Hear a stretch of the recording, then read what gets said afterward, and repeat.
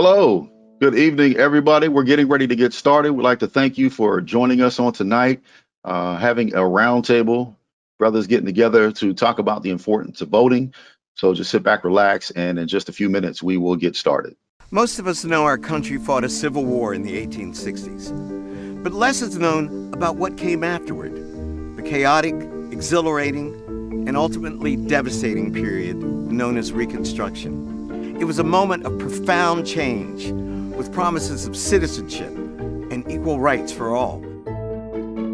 One of the greatest achievements of Reconstruction was granting black men the right to vote. In 1867 alone, over 80% of all the black men in the former Confederate states registered to vote.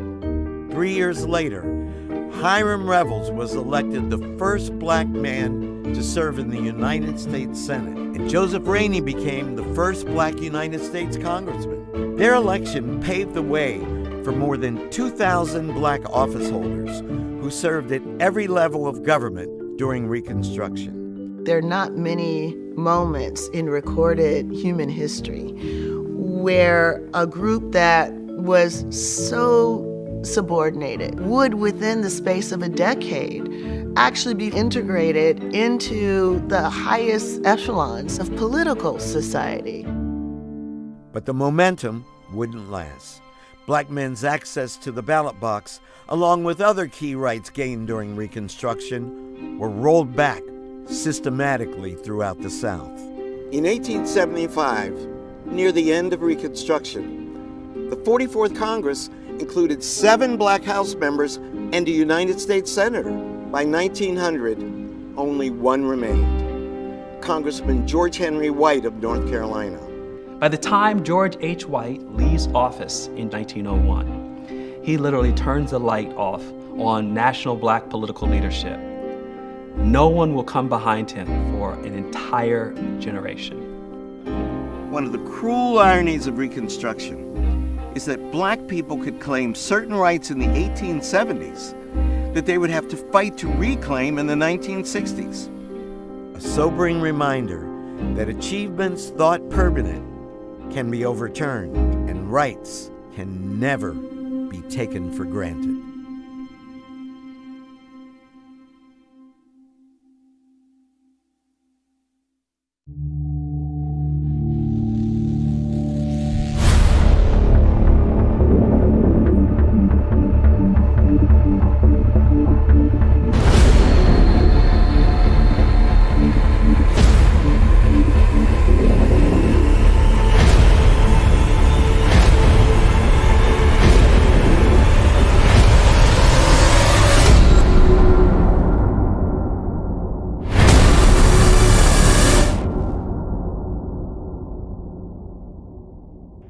Good evening and welcome to Brothers Can We Talk? It's a town hall meeting and webinar on the importance of voting. First off, we'd like to thank Dr. Judah C. Moore and the Pittsburgh Mon Valley Black Women's Roundtable. The Black Women's Roundtable is a nonprofit national organization that works through coalition building and mobilization of Black women of all ages to participate in our democracy through educational programs and leadership training. The coalition works to expand and strengthen and empower Black communities to make voting and civic participation a cultural responsibility and tradition. Pittsburgh Mon Valley is a state affiliate under the coordination of Dr. Judah C. Moore and local grassroots advocates. We'd invite you to look at them on Facebook under Pittsburgh Mon Valley Black Women's Roundtable. You can also check out their website, sistersavingourselsnow.org, or you can email Dr. Moore at drjudahcmoore@gmail.com and listen out real soon to listen to them on WGBN Radio. We want to remind you that it is very important to vote early. Apply for your mail-in ballot in Allegheny County like I did. I got my official ballot right here. Haven't opened it yet, but in just a few days, I'm going to be opening that and sending it back in. You can apply online. You can apply by mail, or you can apply in person. Contact AlleghenyVotes.com or VotesPA.com, or you can call 412-350-4500 and vote like your life depends on it, because it does. Now, let's go to our discussion. We understand that Black men are looking for a genuine plan to address disparities in economic growth in Black communities, vocational and technical training that aligns with jobs, access to social services, and redressing the criminal justice system. We have a great panel assembled here tonight. And first, we'd like to introduce each panelist, and then we'd ask them to please share some information about yourself, what you do in the community, and why you are voting in this 2020 election. And first up, we want to invite and welcome to the panel, Roylin Petties, Assistant Principal in the Pittsburgh Public Schools system. Welcome, welcome. Thank you. I'm glad to be here. I'm also a minister, father of one daughter. I have been married to my wife, Maria, for almost 13 years. I'm active. I volunteer for the NAACP. I'm on a nonprofit church board here in my town. I am working on the NAACP county, Beaver County here branch to try to get out the vote. I've registered several people. We've been trying to register. We created a Facebook page. And I vote in every election because I think it's essential. I think it is needed, especially as Black men. We can be power brokers. So we need to make sure that we're voting. I have voted in every election except one. That's because I was in college and didn't get an absentee ballot on time. So I'm glad to be here with you all. I'm excited. Just try to stay active in the community. This season, this time, I have dedicated to community service, but getting the education about voting to our people is what is my number one goal. Well, praise the Lord. We're glad to have you. Good to have you with us on tonight. Next up, we want to welcome Seth Witted. He's an artist, an audio engineer, video director, and a marketing strategist. Welcome, Seth. Welcome, man. Thank you guys for having me. Yeah, my name is Seth Witted. Yes, I'm an artist. I'm also the owner of Whitted Media, where we creatively put out important, unbiased information for people like myself who come from nothing, can, avoid those trials and tribulations in life and dumb young decisions like I made, and get to life faster, get to your career. And this is actually my second time voting. I did not vote the last 2 times. I'm now getting back involved, and we can definitely discuss my reasons for not voting and my reasons for why I'm getting involved as we get into this. So, I can't wait to have this discussion. I appreciate y'all.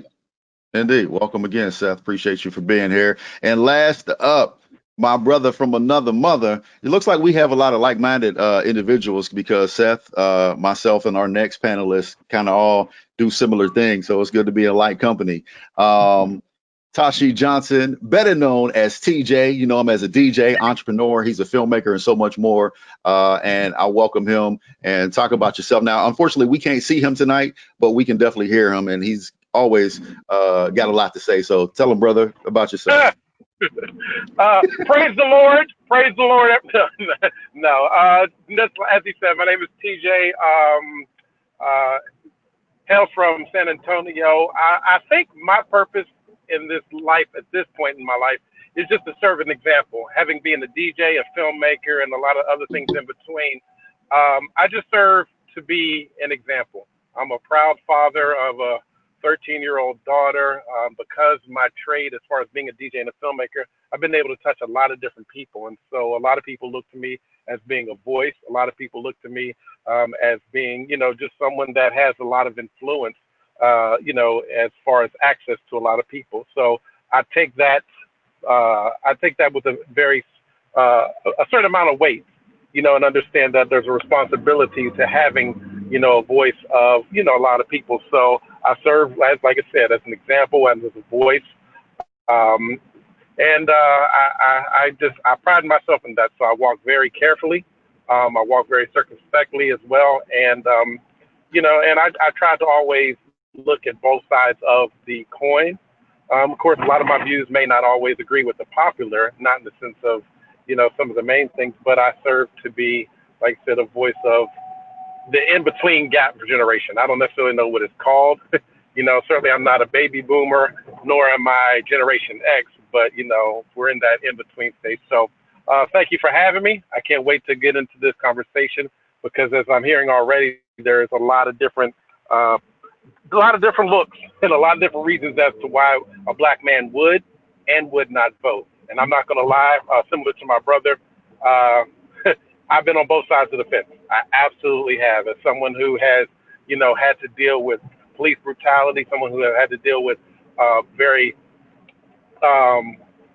blatant racism, as far as even the Ku Klux Klan calling a house, sending threatening letters to my dad and my family, to, corporate, racism. So there's a lot mixed in there, and I'm ready to go in this conversation to share enlightenment as well as to be enlightened. So once again, thank you for having me.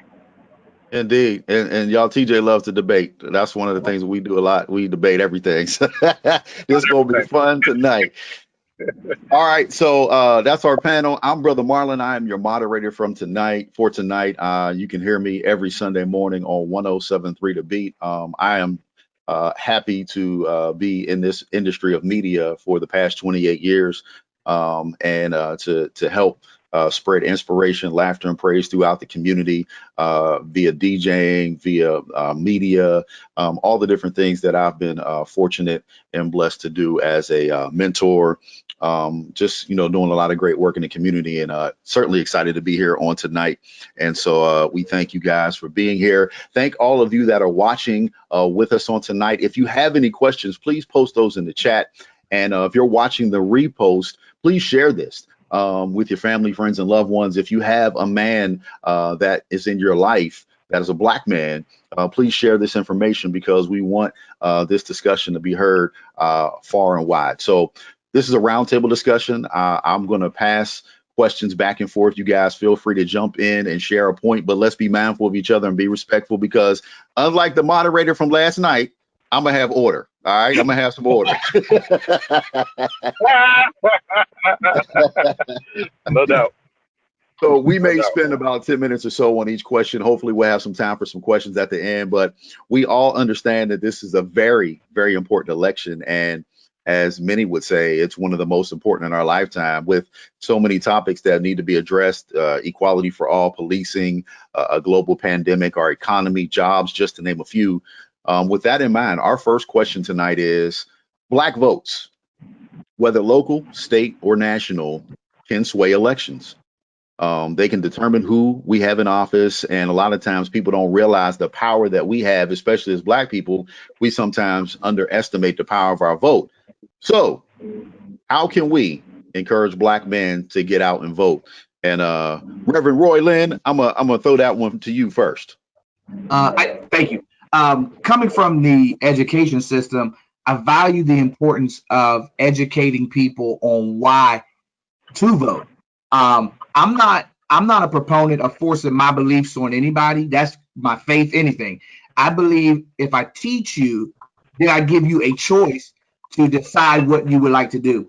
I think that and I'm a social studies teacher by trade too, before I became an assistant principal. So it's in me to know civics and social studies and things of that nature. So I always want education to be pushed, and then you align yourself with whatever belief that you have. And so it's important for me that I look at it as being able to educate our men to say, listen, at the local level, there are, like, I ran for council and I won 2 terms. So when you are sitting in that seat, you can affect the policy that it affects your people. So I'll give you an example. We have a side of town that has not been taken care of here in Midland. And so they came down and they said, y'all need to do something. And so we sat down as a council because it was brought to us. And I said, what can we do? We ended up instituting a blight tax to take out of the general fund to help with that side of town, which is mostly people who look like me. So if a person like me did not care to sit down and try to advocate with the president of the council, then that's something that can help that side of town. We have been able to turn on a house or two, things like that to help beautify that area. But we have to use our vote and in some cases be that change and run. So I advocate for education, and that's how we get our men out to vote. Indeed. I have a follow-up question I want to ask you, but first I gotta say, you from Midland, you probably know my family, the Singletons down there. That's my people right there, my cousins. Okay, yep. Yes, sir. So, as a teacher, talk about the education, the things that comes across in the textbooks, the things that you have to teach students. How do you, as a Black man, deal with the miseducation of our students about how history has been, played out and portrayed in the textbooks? And what do you do to combat that? Well, what I used to do is I used to use the textbooks as a supplement. So there were things that I would teach my students about the civil rights movement, the struggles of African Americans that they didn't know. And so we would do papers. I'd have them give speeches and educate them on the process. And then, we're out protesting. A couple of these protests in Beaver County, one in Beaver Falls. And I'm walking and I see 6 of my former students. And they were like, we better have saw you out here because you taught us this. You know what I mean?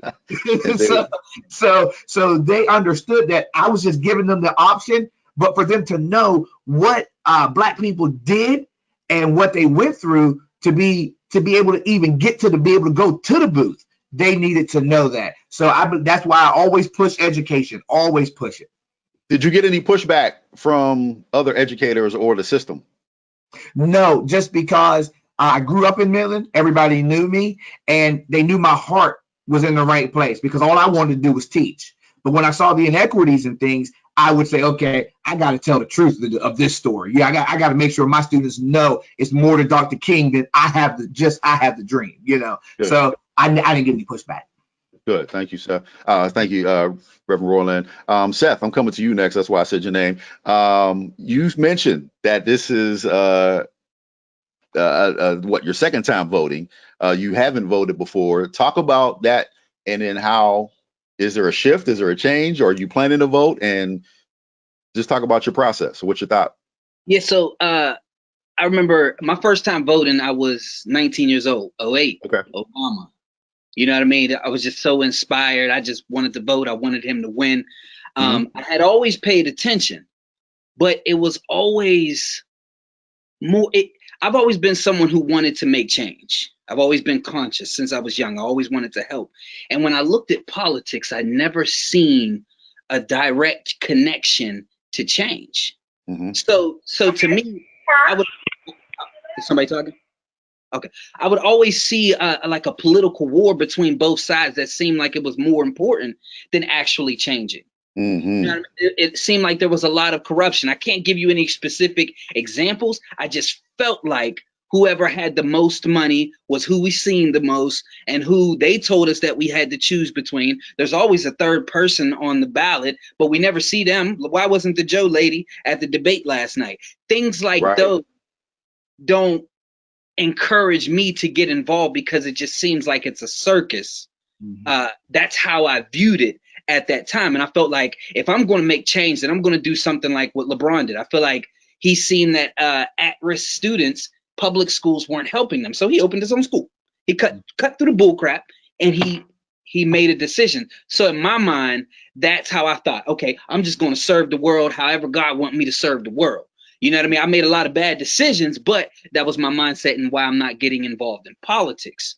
Now, the reason I chose to get involved was actually just a few months ago, where I made my decision. After the whole George Floyd thing, I've been trying to figure out, I do music, I'm into films, all of that.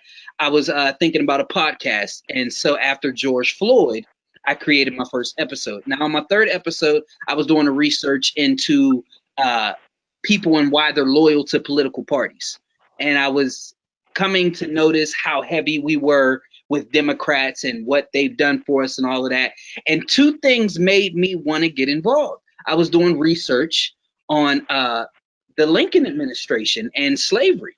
And what I had noticed was that Robert Smalls, he stole one of the Confederate ships and he sailed to Virginia with his family. And the general there from the Union Army said any slaves that make it here are free. Now, so over these first 2 years of the war, thousands of slaves were up there and they kept pressing the Lincoln administration. Free slaves, we'll fight with you. After Lincoln and them after the Union was losing the war, after 2 years, they kept pressing the administration, and Lincoln and them, I feel like a light bulb clicked where they said any slaves that make it across the lines are free. You're not going to be sent back any longer. So I feel like it caused a disruption for the South, and it gave Black people a chance to fight to end slavery. So that showed me the power in us being unified and pressing whatever political party is in office. So that made me want to get more involved. And then I started researching during this episode Martin Luther King and how he was talking about the power in our dollars and how if we get organized. So it wasn't that it made me want to vote. It just made me want to get more involved and figuring out what office is what, who controls what, how can we do this and that. And it basically brought me to this political arena and trying to figure out my role. So that's why I'm back. And that's why I did not vote. You know, does that make sense? Indeed. Very good. I appreciate that. And TJ, I'm gonna bring you in because and kind of tie in to what he was saying. As creators, what can we do to help? We see a lot of commercials out there. You mentioned a podcast. What are some other things that we can do creatively to help people understand the importance of voting and for Black men to get out and vote? I'm going to paraphrase. Malcolm X said, "He who controls the media controls pretty much everything." Obviously, I'm horribly paraphrasing, but ultimately, if we understand the strategy in every aspect of what the media does, and I'm not just talking about news, I'm talking about movies, I'm talking about commercials, I'm talking about any form. If you look today, you see so many things that portray us as being, we're villainized, we're criminalized as well. And so when you look at, I always use the example of how you have the Dylan, whatever his name is. Dylan Roof. Yes, absolutely. You see pretty much a glamour shot of him, but then when James Brown went to jail for a simple, domestic, he had his hair looking all crazy and everything. Right. So they use every opportunity, obviously, to, first of all, make us look bad. They use every opportunity to use, the media to give contrary imagery of us. So as creators, in particular film and in radio, I think we need to take back the imagery of quote unquote a Black man. I remember when Boomerang came out by which is one of my favorite movies. Yes. They got on Eddie Murphy because he said, well, you have all these Black men who are doing well. And Eddie Murphy was like, well, y'all gonna have to get over it because at the end of the day, I'm not going anywhere. And we need to have more of those. Now, unfortunately, the powers that be would rather have us selling drugs. The powers that be would much rather us have us being womanizers and everything that's contrary to not necessarily society, but it would just give a false image or a bad image of, who we are. So as creators, we need people like, unfortunately, and I'm not a fan, and just because, Marlon, you can attest, just because I love you doesn't necessarily mean I have to agree with you, right? At all times. Just so that being said, not necessarily a fan of Tyler Perry. However, I do respect the things that he's done. One of my best friends, Lamont Rucker, he's in Why Did I Get Married? And he's shown as a positive Black imagery. And he has a whole bunch of movies of Black men, who have the obviously knight in shining armor syndrome, but he gives a lot of positive imagery. And so we need to be mindful of what we are. We need to be mindful of how we walk. And then we need to be mindful of the image that we put out there. So we need to see more people. We need to see Black fathers. We need to see Black businessmen. We need to see, Black doctors and lawyers, because I know people all across the board. I know people from the beginning as well as the end, to the up to the down. And we need to promote more of, as I said, positive imagery. We need to see the fathers. We need to see the men who not necessarily, you don't have to be a ball player. You don't have to be an entertainer, but you can still be successful in whatever field that you're doing. And we need to promote that. So that also comes back to, and I'll end it here, ownership. We need to own our own movies. We need to own our own record labels. We need to own our own distribution, importantly. You know what I mean? So we have a say-so over what's putting out there. And the reason that I love today's culture is because now the middleman or the small businessman or the low man on the totem pole, because of social media, has been able to now have a voice that has nothing to do with the Hollywood imagery that they want to put out. So we as brothers can come together and we can create a Black man who's a well-to-do businessman who perhaps owns his own car dealership or made a lot of money on selling ice cream or whatever the case may be. That does not perpetuate that we have to be a drug dealer, or we have to be a ball player, or we have to be a rapper. You know what I mean? So as much as I love power, I love power. I'm not going to lie. There's something that doesn't completely sit well with me, because if you look at it, and listen, I don't know who's watching. I don't necessarily know. I'm just going to speak from my belief, and I'm going to speak from the religious and the spiritual aspect. I love the fact that we have a lot of these movies and a lot of these things. Amen. But it seems that for me, there's always a little leaven. The Bible says a little leaven. You know what I mean? Does the whole lump, right? And so we have a lot of imagery that is attached with the agenda. And if you know what I'm talking about, then please hear me. And I feel like we need to get away from that. We don't have to appease the LGBTQ community. I understand they're part of it. Amen for you. You know what I mean? But we don't have to appease that. We can be men who are indeed men, who do men things and do it well. And I think that's part of what we need to be able to, first of all, take back, have ownership, and then present to the masses. Good. That's how you can tell we're brothers, because I literally was waiting for you to finish so I could say, as much as I love power. True story. Seth, go ahead, jump in. Can I answer the question of how to get people to vote? I'm just going to tell you from my experience what didn't work for me. There's three main sayings that people have always used to try to get me to vote. One was, your voice matters. You have a voice.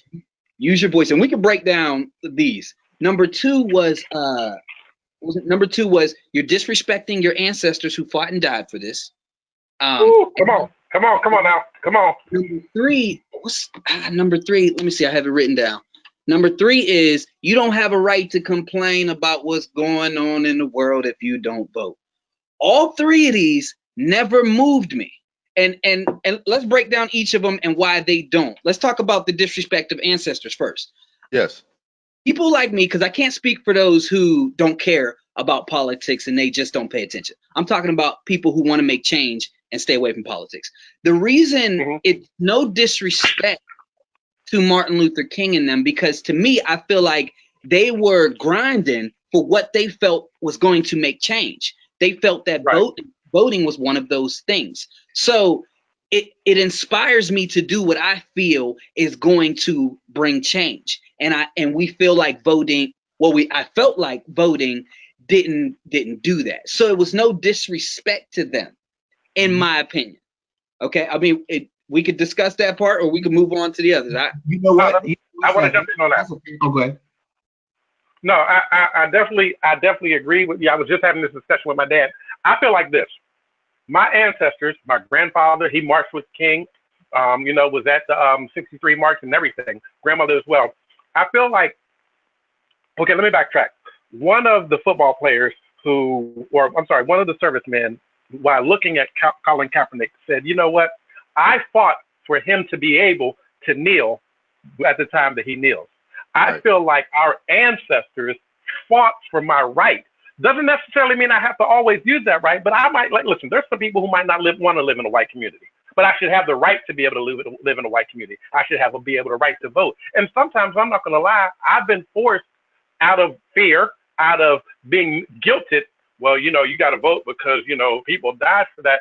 But maybe I don't want to use my voice on this one because I don't like either one.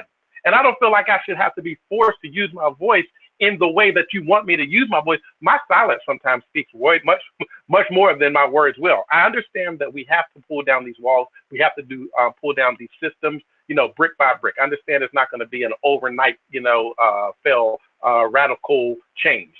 But sometimes my voice, I don't want to lend it to this. I don't want to lend it to that. Sometimes, you know what? The fact that I'm not saying nothing should be my voice, and a lot of times we have, as my brother said, have been used to vote by virtue of guilt and or fear. And I don't necessarily think that that's the way that we should move.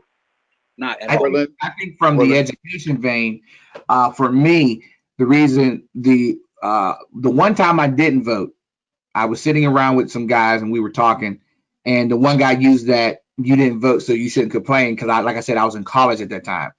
And for me, that was eye-opening, because the system for me is there to be used. I think the issue comes down, and I go spin right back to education, is people feel it doesn't matter because, like you said, like Seth said, he said, I wasn't making any changes, but if enough of us got together, we could make that change. And that's why panels like these are important, to send out this information to say, listen, it has some value. They were making the change in their lives at that time to fight for the right, and we could fight to better our lives, our children's life, our grandchildren's lives. Because I mean, you look at the result of some of us not voting. Only I think it was about 3-4 million Black people less voted in this past election as compared to when Obama's 2012, and we see the result. Yeah, I don't disagree at all. I just think if you cut straight to the chase and tell them exactly how it connects, once I seen how things connected, that's what it matters. Like if know who your audience is. If this person you're standing in front of is like, man, these schools are crap. They don't teach us financial literacy. They don't teach us how to build our community. Then you let them know, listen, the school board controls that. You know what I mean? You got the, you know what I mean? Let them know what connects to that. Like if you don't like, if you want criminal justice to change, you got the sheriff. There's Department of Justice. There's all of these different things, and that's not even during the presidential election. You got to come back out next year. So if you cut those three rhetorics out, yes, we respect Martin Luther King, all of them, all the way back to Garvey, everybody, Frederick Douglass, but don't throw that in my face. Just show me how it connects so I can actually use this to make change. Yes, I think one thing that I've been studying these days is the stock market. And it's interesting on how I've been getting my information. It's from somebody who understands, who I can relate to. And I think that's the thing that we need more, is we need more leaders who speak our language, who can relate. So I've been following a young man who's, he calls it Wall Street trapping. And so he speaks, trap language, and he speaks, you know what I mean? He understands the street lingo, but he's breaking down the stock market in a way that brothers on the street who wouldn't normally get that information, he can speak it to them so it makes sense to them, because a lot of people would look at the stock market and be like, oh, that's not for us, but it really is.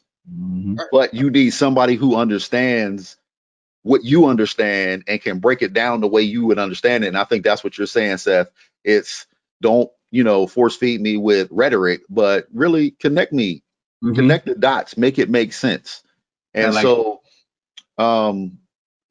You had two more things that you wanted to break down, Seth. So what was the second two? You don't have to. It was just the other statements of you don't have a right to complain. And what was the first one? I forget what the first point was. The ancestors. You mentioned the ancestors. Ancestors, you don't have a right to complain, and use your voice. Your voice matters. Right. And the voice matters basically is what I was breaking down. I genuinely felt like my voice and my change was in what I do and how I serve the world. So, and like I said, LeBron, you see LeBron got straight to it. So again, that just, they never moved me. So if you really want to convince somebody, all you got to do is tell them how it connects. If they truly care. If they don't care, ain't nothing you can do. Ain't nothing you can do. I got some homies who I don't even send them my episodes when I talk about politics. They don't care. They still feel the same way I did back then. So, and just to piggyback on that, what you mentioned earlier, I think what I've always disliked about politics is they were never about change. They were only about party. It's always partisan. If my team comes up with the idea, then let's do it. But if your team comes up with an idea that, let's just say for the pandemic, if one of the sides had a solution for the pandemic, whomever side came up with it, the other side would not support it, even though it's going to help everybody as a whole. And that's my biggest issue with politics. And Biden said that last night. They asked him, why didn't you reach out to the Portland governor and yada yada? He said, well, I'm not the president. I'm like, that's something that would make someone like me come out and possibly vote for you. If you say, yo, I wasn't even the president and I reached out, I went down there, I boom, peace talk, all of that. But that further makes me believe he's just as much of a clown as the other guy. You know what I mean? So that's right. Exactly. Roylin, you had something you want to jump in on, Seto, on that? Oh no, I definitely agree with you. The two-party system is destroying our country, simply because it's my party. Or no, the one senator, he's retired now. He came out and said, we were told if Obama wanted it, we hated it. That's what McConnell told him. You see what I mean? So that's not good for anybody, and especially anything that ain't good for the general population hurts us 6-7 times more as the Black community. So when they shut down programs, kicking people off healthcare and stuff, then that hurts us directly. And so people don't realize even what we're going through now with the Supreme Court nominee breaks my heart because our country is going backwards. I have a daughter that has to live 40 years, 40, 50 more years. And if the Lord let me live with this Supreme Court justice that's being rammed through the process. So, voting has implications. And I'm like Seth, if we get to people and say, listen, this is why it matters. It matters for your healthcare. It matters for your children. The judicial system, it matters. I think we can get some headway. Right, And Trump said something. Go ahead. But like, if we take the example of opportunity zones that the Republicans put out within the last 4 years, if they truly wanted to work together, this is how opportunity zones could work. They got these funds for us, but the Republicans are so out of touch that they don't understand. Like Roylin said on my podcast, he said, without the education, we're basically going to get gentrified. Right. Because it's really the white investors who are going to take advantage of the opportunities. If they really work together, the Democrats can say, okay, well, these poor communities need the education so they could take advantage of the opportunity zones and get into ownership and get into development so they can reap the benefits. If they truly wanted to work together, but the Democrats want Trump to fail so bad, and they wanted Obama to fail so bad that it's just, you don't even know who's doing any. It's two parts. Exactly. T, you want to say something? Couple things. You remember right before Obama was leaving office, he had opportunity to put somebody in. Yes, I was going to speak on that. Go ahead. Yeah. And they did everything they could possibly do to not allow him to do that, because everybody knows that if, as a president, if you put somebody in the Supreme Court, that kind of leaves your legacy. You know what I mean? For however long they're there, because we all know they're there until pretty much they die, and or retire. And so they did everything they could to not allow him to have that space. And he tried and tried and tried again until obviously he was out of office. But what I will say is, going back to this, the two-party system is, and that's one thing that I totally loathe about our government. Even though I'm not going to lie, for the time that they were doing what they were doing, I thought it was genius for the people they were doing it for, because it never included us, obviously. But what I do not agree with is the fact that we have to pretty much pick between the left and or the right, and we miss the total principle of what it is that we're going to, we're trying to get. So instead of me being able to say, you know what, once again, there's plenty of people that I love but do not agree with. There's plenty of things in my party that I love but don't agree with. And so for me, I would much rather us stand on a principle rather than a party, right? I would much rather us move on something that helps as opposed to hinder. And like you said, if it's not for my party, then I'm against it. And that's not that, or, if it didn't come from my party, I'm against it. And we miss so much as a people. We miss so much as a country in that thinking. But I'm going to ask from a grander scope. And I'm just putting it out there just to be double agent. How much are we really expecting when this system was never intended for us? You know what I mean? Like, how much are we really expecting? I'm not saying that we shouldn't vote. I'm not saying that we should pull down, like I said, these proverbial walls brick by brick. I'm not saying that we don't give effort to, to fight the system that be. But I am saying, how much are we really expecting when, first of all, numbers don't suggest that we can, because there's not enough of us in power position. They do to keep everything out of position, keep us out of position. But how much are we going to really change? Unless, I'm not going to lie, there's a complete overhaul. You know what I mean? I mean, this system never intended for us to be here. We have been here longer than the nation has been created. We built this nation on the backs of our ancestors, the blood, sweat, tears, lives, and everything. But it still never included us. And even when it did, it only counted us as 3/5 of a person. So from slavery to Jim Crow to now the welfare system to the jail system, everything has been done to keep us out of this.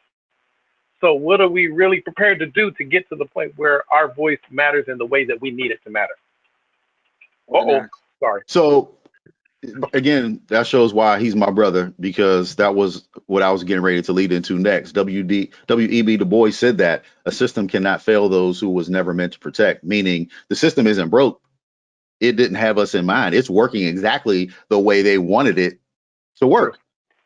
And so what we have to do, though, is to, and correct me if I'm wrong, Roylin, is to work within the system in order to make change. We have to infiltrate the system some type of way to be able to break it down from the inside and then tear it down and do something different. So how do we get more blacks and black men and women to run for political office and to be able to get into those situations where we can make some change that affect our quality of life? The thing that for me, and it's unfair, but I'm going to say it because I think it needs to be said. It's tough to get black people to run because we have to be almost perfect. Yep. You can't have nothing in your background.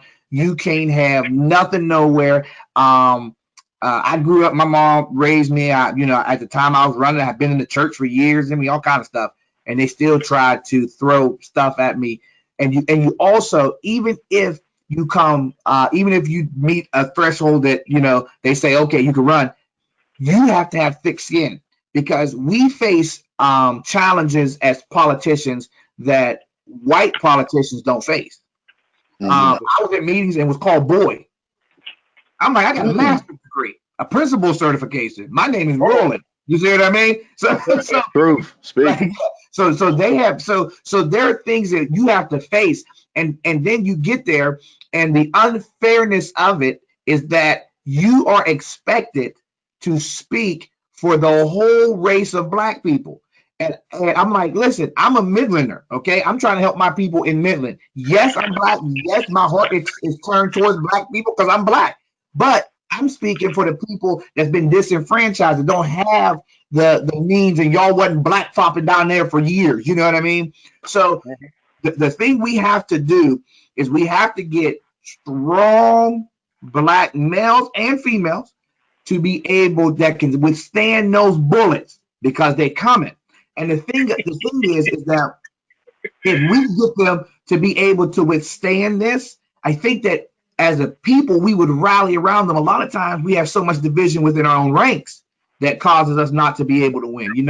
I have black people talk about me because the Democratic chair in my town didn't like me, and they sided with him. And I'm thinking to myself, what? No, my grandma cooked dinner for y'all on Sunday. You know what I mean? But right. That's what we have to do. We have to get people that have almost perfect records and then have a thick skin. You can do without a perfect record, but you got to have some thick skin, because we face stuff that white candidates do not face. See, that's why I couldn't be that, because last night when he started talking about his son, I'd have been on the other side. I'd have been on the other side of that stage, and he'd have had to get these calls. That's all. Like, you ain't gonna sit here and talk about my kid. And one of them, actually, if I know right, died. Right? Yes. Yeah. That's the one that he was talking about. That was this. No, that's who Biden was talking about. But there was another one who was addicted to drugs, and that's the one that Trump was talking about. Okay. But either or, keep my people's name out of your mouth.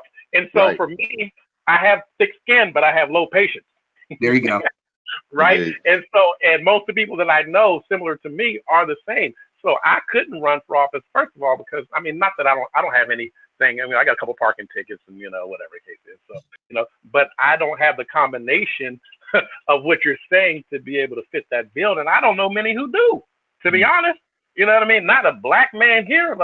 Praise God for Obama, but he had to be the one to go through, because for me, and I don't even cuss, I'd have cussed all the Congress out. Filth, Florence, and filth. Yeah. And then sat down.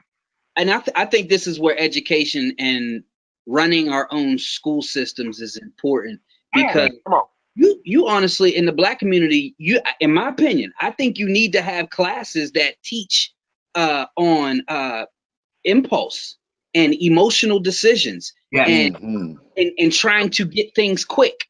because that's one of the things that led me down the road to sell drugs. Like, you know what I mean? I want to change. I want to build businesses. I want to help the people. And what's the fastest route to get into it? I really didn't understand process of how to build anything. It was just, how do you get there? All right, well, this is the quickest way. This is the money. So teaching folks that, seeing the long-term gain, that, okay, Congress makes the laws. Senates are the ones that approve it. How can I get to Congress? Okay, it's going to take me 8 years. Boom, boom, let me go to law school. But you know what I mean? We have to teach that. And all the while through all of this, you're going to get racial slurs thrown at you. You know, the girl that you messed with last night might say that you raped her.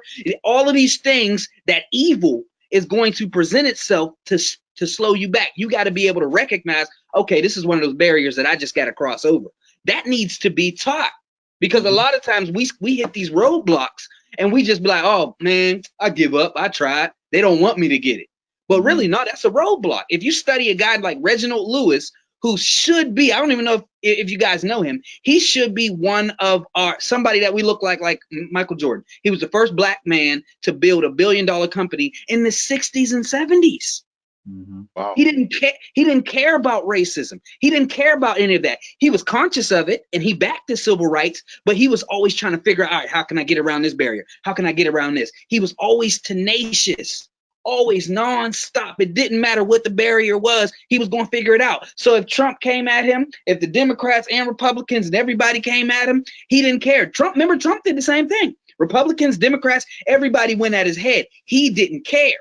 And he just kept going and kept bashing. And he became so entertaining that people who don't vote came out to vote, and they got him in office because they were tired of the other politicians. He just kept going. And I think education, that's why we got to get control of our schools so we can implement those type of creative courses and learning tools.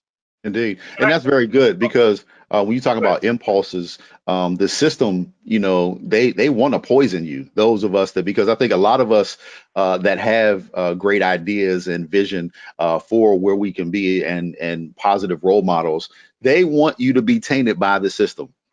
And so they will give you all the sweet nectars and all of that stuff that come along with the politics, just so they can say he's one of us. And then be able to point you, you know what I mean, rat you out.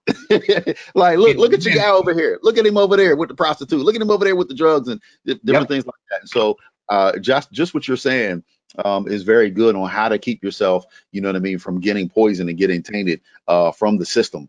TJ, you were ready to say something? And this will be brief.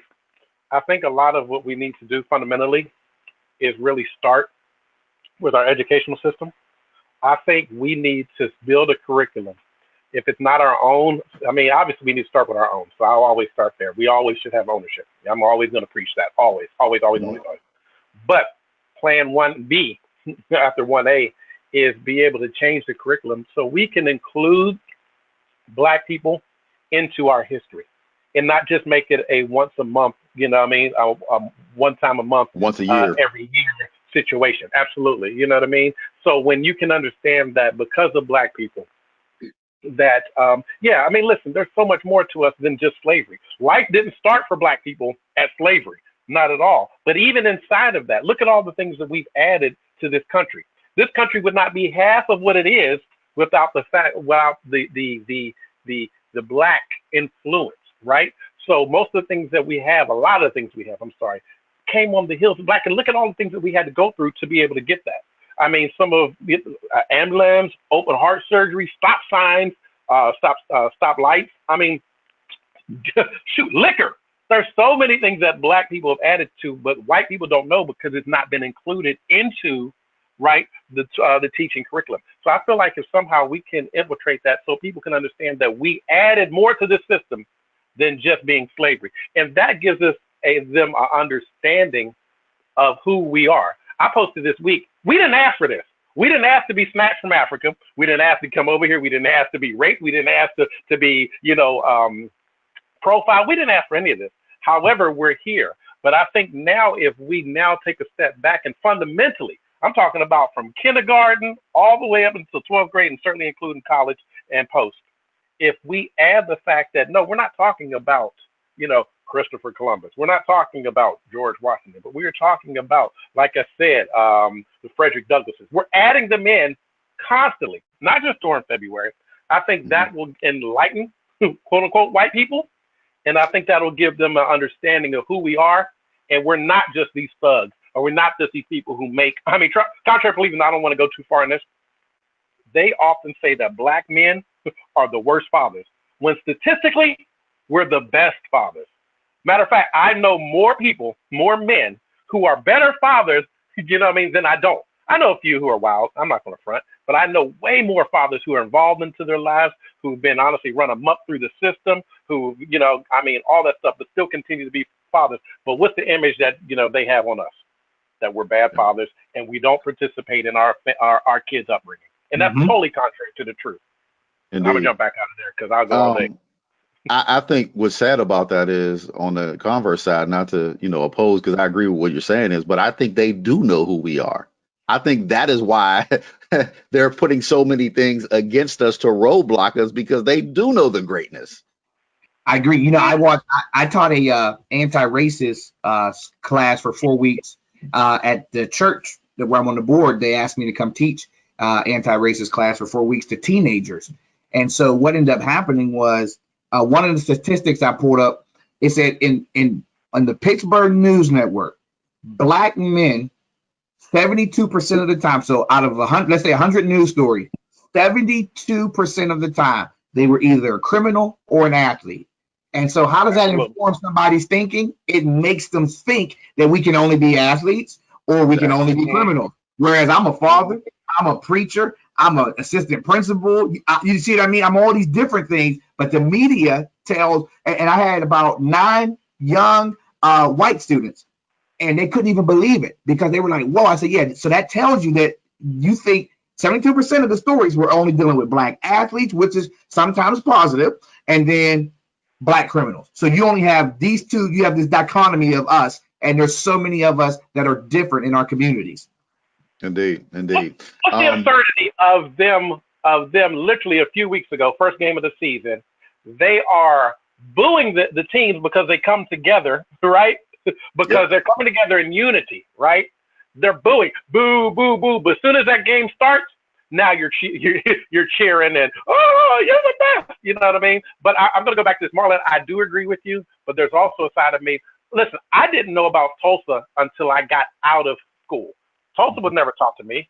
But inside of Tulsa, do you know that how many other, there's a black massacre in Chicago, there's a black massacre, obviously Rosewood because there's a movie, there's one in Philadelphia, Washington, New York, let me see, New Orleans, man, listen, we had them in Charleston, Atlanta, and West Virginia. Like, there's so many other black massacres that happen that the white people, like, hold on, we don't even know. However, the white people don't know. So yes, they do know. Maybe the elite know, but not the masses. You know what I mean? Maybe 5% of them know our power because they recognize what we've gone through and what we've done. Chris Rock said it like this: I'm a rich black man. There ain't one white man that's switched positions with us. They know who we are, but they don't have a fundamental understanding of who we are. You know what I mean? Right. And when you don't know, you fear. And then that's backed by, as you said, backed by, you know, the fear. I'm sorry. The pair of black balls. That's why ownership, like you said earlier, TJ, ownership is important, especially owning our own media and creating our own narrative, because I used to watch Fox News and I used to think that they were blatantly racist. But the more I paid attention, I recognized, oh, Tommy LaHarrian, you really believed the Black Panthers were the black equivalent of KKK. She believes that. So I do believe at the top, there are people who are being strategic, and I think it's just business. But people on the bottom are on the receiving end of this information. They're growing up. You know what I mean? Even in our black households, we're taught sometimes that all white people are racist. You know what I mean? So it's really about what you're taught, and what, like, when I have conversations, and if you bring up a black issue and they're quick to be defensive, no, like almost as if I don't have awareness or I don't know what I'm feeling. You know what I mean? But if I told him I had cancer, they'd be empathetic. Those things are ingrained. I don't think that he's intentionally racist. It's just ingrained in him from media, movies, TV, all of this, which is why I want to boost my media company in order to control our own narrative and take that back, like TJ had already said, because that's why it's important. Ownership is important. You know what I mean? And another thing with that, when these people, some of them have a good heart, and when they have that ill perception, and then they want to try to make decisions for us, and they're in Congress, and they're senators, and they're school teachers and superintendents. When you try to fix a problem and you're not a part of that problem, you're going to cause more damage. That's right. You know, and that's what I think happened with the '94 crime bill. They really felt like, well, I think some of them were paid, but I think a lot of it was, we got to get these drug addicts off the street and drug dealers off the street. And we went from 700,000 black folks to 1.4 million. Yep. And that's when you have people who don't fully understand you trying to fix your problems. That's right. And that's why we had to drop the mic. Drop the mic. Shout out to those that, when you know better, you do better. Because I think through a lot of the protests that are going on and happening now, I think there's, somewhat of a change that's happening. People, as you said, who have been misinformed, who have been walking around with privilege and power, now are starting to let their voice be heard to fight, for us as well. So definitely shout out to them. And then also, we were talking earlier in this segment of conversation about those like Jackie Robinson, those trailblazers, those with tough skin that, have been able to overcome the pitfalls and the snares and the, traps and the ambushments that have been set against them to be the first President Obama, you know what I mean, to be able to do that. And, locally, we've had that happen. I don't know if you know, and I can't say the name because we're, not trying to endorse anybody or, say anybody that is running right now for office. But locally, we had a woman who was running, and her party went against her and tried to bring somebody else along, and she beat them, and, is now. And so you have these things, when you're doing a good job, but you're not speaking their, agenda. But she's for her community. And so these are the things that, people have to deal with. So let's talk about, some concerns that, well, I think we've been addressing some of the concerns, but what are some of the solutions? We have the Mon Valley, we have Beaver County, we have Allegheny County, and those around in the Pittsburgh area. What are some solutions that we can do to implement some of these issues that we've been addressing tonight? For me, I'm going to stick with the vein I've been in. It's education.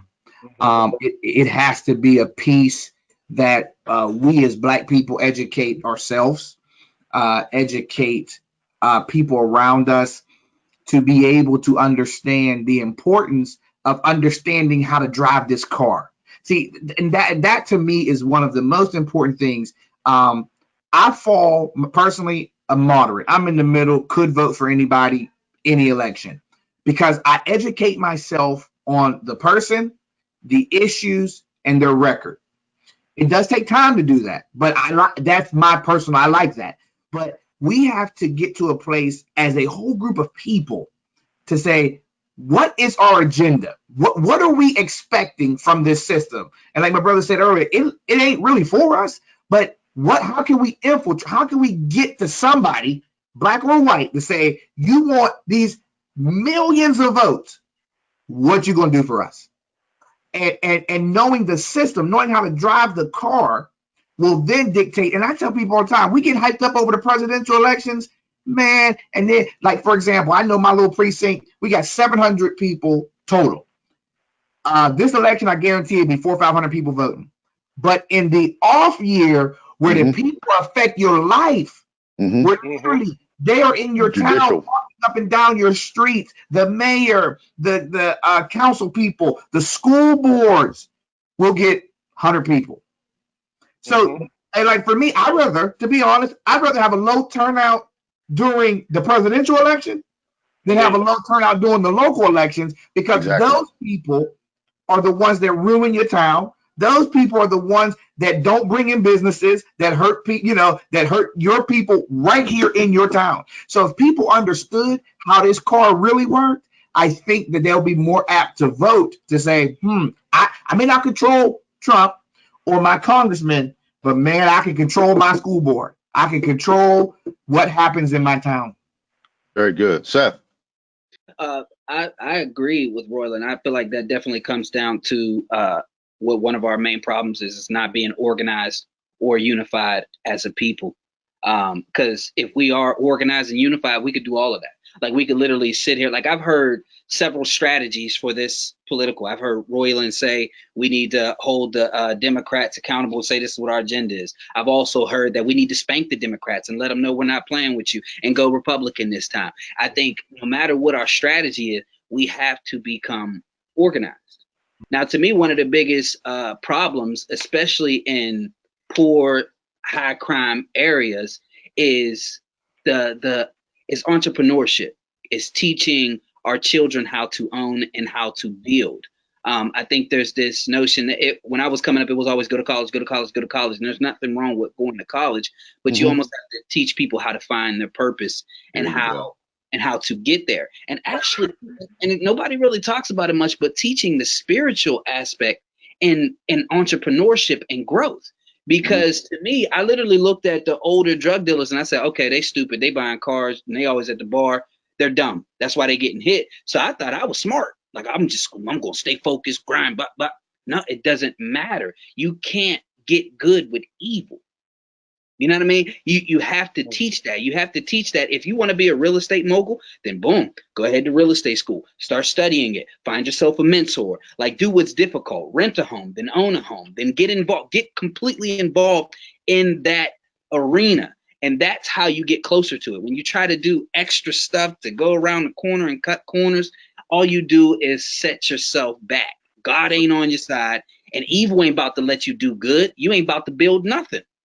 You know what I mean? So I think that level of entrepreneurship combined with spirituality really needs taught, you know what I mean, in order for us to build our own communities up. Good stuff. Thank you, sir. And TJ, last up, we only got a few minutes, so, bring it on home. A couple of things. It's a multi-pronged situation, and it has everything to do with education, has everything to do with spiritual, as well as, I'm going to stay in my vein, it has everything to do with image.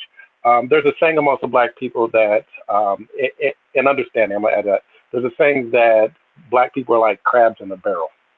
And I've always retorted, first of all, the barrel is not a crab's natural habitat. So how did the crabs get into the barrel? Get in the barrel. Right? All right.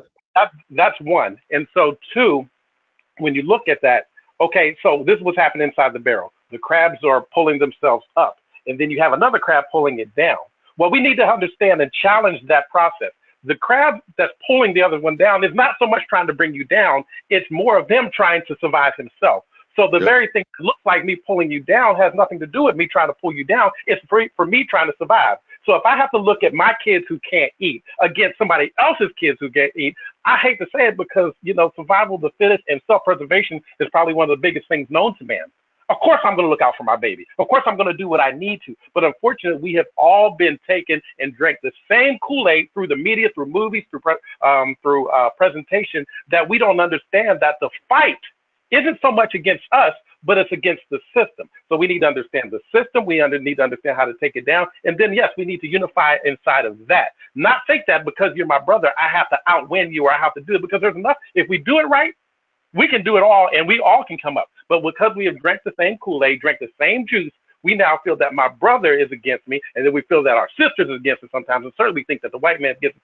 So we need to start, obviously, with education, awareness, and understanding, but we also need to put, I'm going to go back, I'm unfortunately he ain't in a good position, but we need to put the Cosbys, and we need to have those type of things that can continue to perpetuate, what was going on. You figure this, and I end right here. In 1990, right about when when Different World came on, do you know that the biggest clothing line was HBCU represented? Boo Boo came along a little bit later on, and those were the things that allowed us to feel good about ourselves, allow us to go after education, you know what I mean, and all that stuff. But no sooner than the white man got a hold of our entertainment, i.e. the music, then it came, excuse me for cussing because I don't cuss, but bitches ain't shit, and all the stuff that came out after that. But on the hills, the hills of them trying to perpetuate an imagery that would inspire other people to follow that same imagery. which obviously comes to the whole crime and reform bill and all that stuff. So now we're having people who are now glorifying gun violence and all this stuff because they took a hold of our entertainment. So we need to get back to that. We need to get back to Fight the Power. We need to get back to X-Clan. We need to get back to even Queen Latifah, positive imagery, and get away with, listen, amen for Cardi B, amen for all of them, but we need to get back to the good of us and not necessarily the worst of us. Good stuff. Thank you so much. I appreciate you guys, Roylin, Seth, and TJ.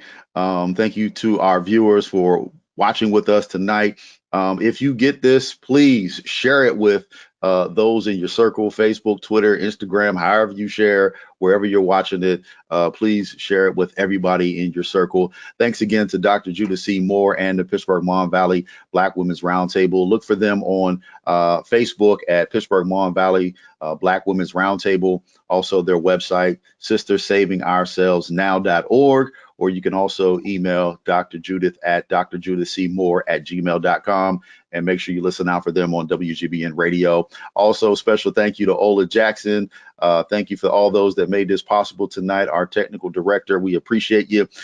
Don't forget, again, it's important to vote early. Apply for your mail-in ballot, Allegheny County. You can apply online, apply by mail or in person. Contact AlleghenyVotes.com or VotesPA.com, or you can call 412-350-4500. Have a great rest of your night and your week. Remember to vote like your life depends on it, because it does. I'm Brother Marlon. Thank you so much. Till the next time.